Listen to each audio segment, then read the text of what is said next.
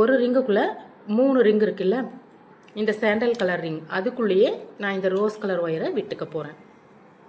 விட்டுட்டு இப்படி எடுத்துக்கலாம். இப்போ பார்த்தீங்கன்னா இந்த ரோஸ் கலர் ரிங்கோடு சேர்த்து இந்த ஒரே ரிங்கில் 4 ரிங் இருக்கும் மொத்தம். இந்த ரோஸ் கலர் ஒன்று, 3 சாண்டல் கலர், இந்த மாதிரி தான் வந்து இந்த ரிங் வரும். இப்போ மற்றபடி நம்ம ஏற்கனவே போட்ட மாதிரியே தான் ஒரு ரிங்கும் எப்படி ஜாயின் பண்ணுமோ அதே போல் ஒயரை பேக் சைடில் விட்டுட்டு ஃப்ரண்ட் சைடில் வெளியே எடுக்கணும்.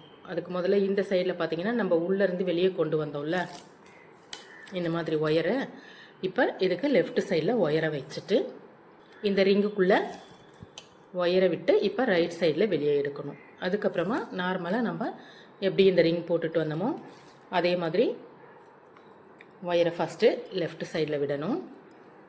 அதுக்கப்புறமா இந்த ரிங்குக்குள்ளே விட்டு பேக் சைடில் கொண்டு போய்